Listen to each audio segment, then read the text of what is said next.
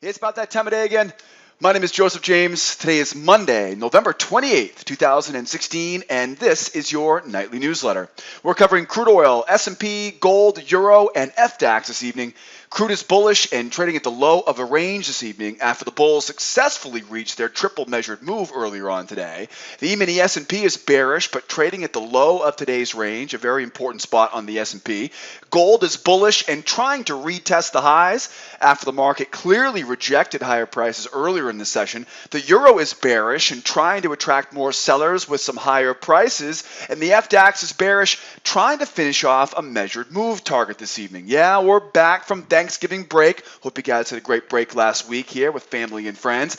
But another big day tomorrow. Got another great newsletter for you guys tonight with plenty of reliable trading opportunities setting up for tomorrow. Before we jump into our charts and start putting together the plan for tomorrow's session, a Tuesday session, I do want to remind you the only place to watch the full-length version of this video is here on our blog at sidewaysmarkets.com. Please remember, if you're not watching this video on the blog at Sideways Markets, you're not getting the full-length version of this video. If you're on our newsletter, if you're on our YouTube channel right now, not to worry, there's a link in the description of that YouTube video. Follow that link. Come join me here on the blog at Sideways Markets for the full-length version. And while you're here, don't forget, join the mailing list. I'll send you an email every evening when our nightly newsletter goes live. Download those charts. There's a link right below the video tonight. You can see that link right below the video to download today's charts. Have those charts ready for your computer on your trading day tomorrow. In the upper right-hand corner, please don't forget to grab your free pass. If you're not a member here at School of Trade, as a guest here at School of Trade, I get a free pass for you guys. Come out and join me in the trade room as a guest. And if you're brand new here to the SOT community, please don't forget we get a great frequently asked questions page on the right-hand side of our website. Get the who, what, where, when, and why. We are known as the industry standard in professional grade trading education. And don't forget, guys, if you have any questions along the way, I'm always standing by. Use that live support button on the homepage of our blog or on our website homepage to answer questions you may have along the way. All right, guys? So join the newsletter, download those charts, grab your free pass, read the FAQs, and holler at me if you guys have any questions along the way. Let's jump right into it. Tomorrow's Tuesday, November the 29th. We are squeezing out the last few drops of this fantastic month of November. Remember, at the end of the month, we start seeing traders taking bigger risks. It's not just the end of the month, end of the day, end of the week, end of the month, end of the quarter, end of the year. We start seeing traders taking bigger risks. They're either trading with house money or they're trying to dig themselves out of holes. So as we go closer to the end of the month, we are expecting to see more volatility on the charts in the next 24 to 48 hours. Some additional information you want to be aware of: there is a highly anticipated OPEC meeting on Wednesday, November the 30th. As you probably have noticed, crude's been kicking up a couple more notches as far as volatility over the past few weeks. There's a lot of back and forth, bit of a soap opera developing here among OPEC nations and non-OPEC nations. We've got Russia involved right now. Everybody, of course, is talking about cutting production, but nobody wants to be the ones to cut their own production. So it's back and forth right now.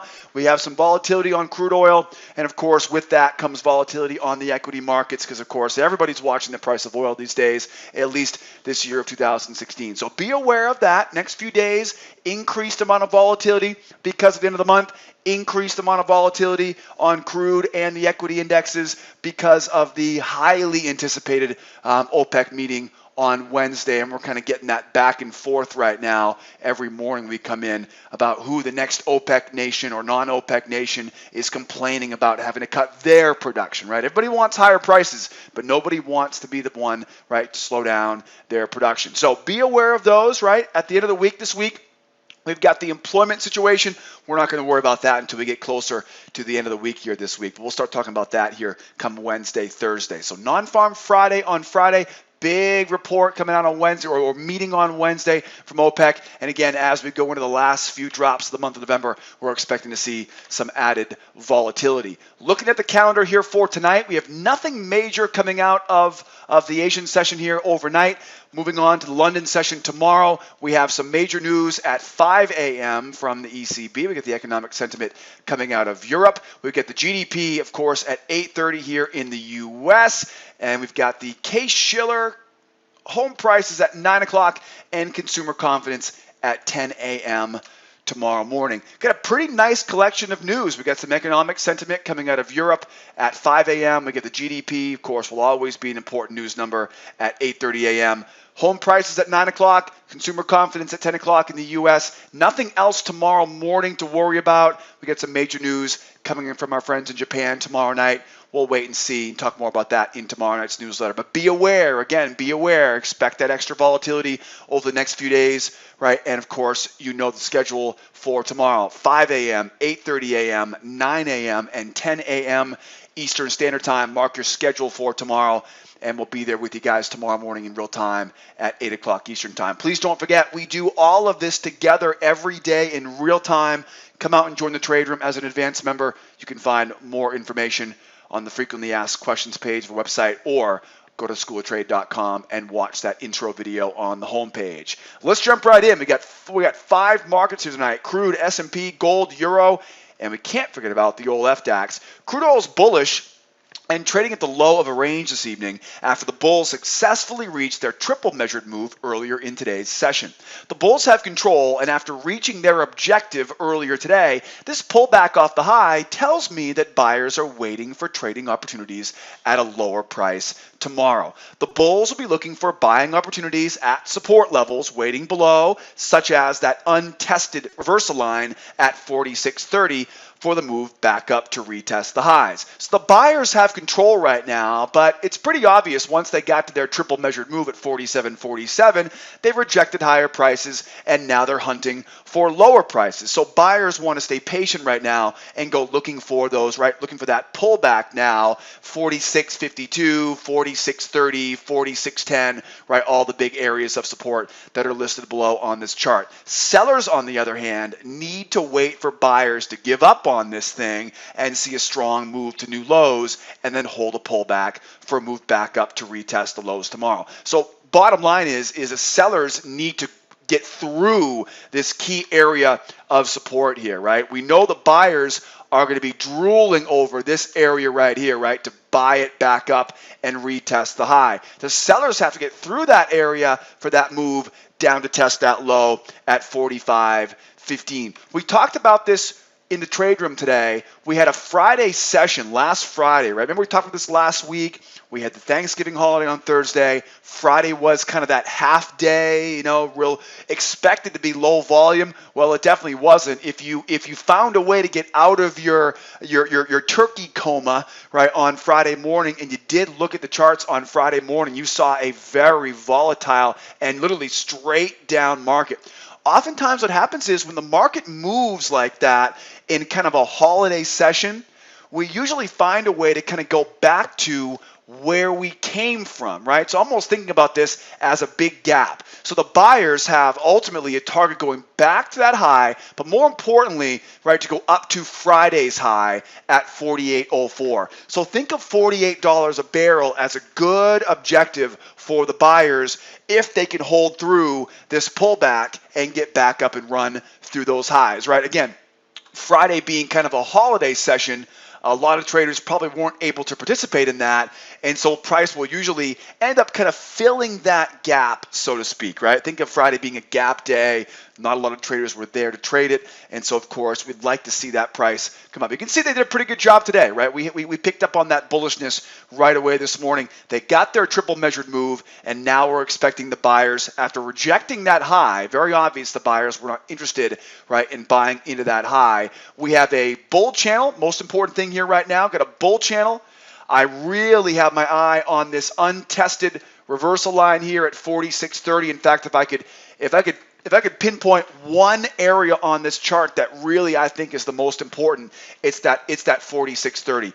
Buyers right now on crude oil are looking for buying opportunities in this area here as we go lower. 46.52, 46.30, these are the obvious levels, and again, all the way down to that 46.10 area inside of that battle zone, right, as the price pulls back.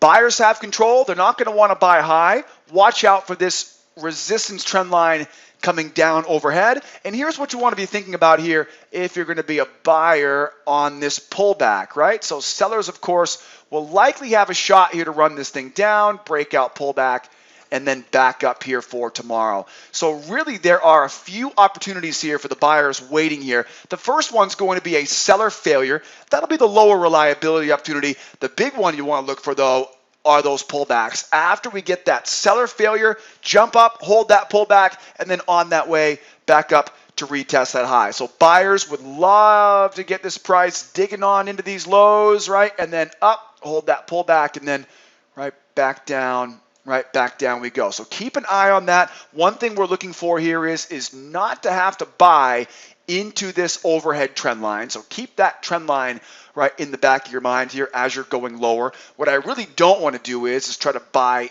into it, right? I'd rather wait now. Let's get through it.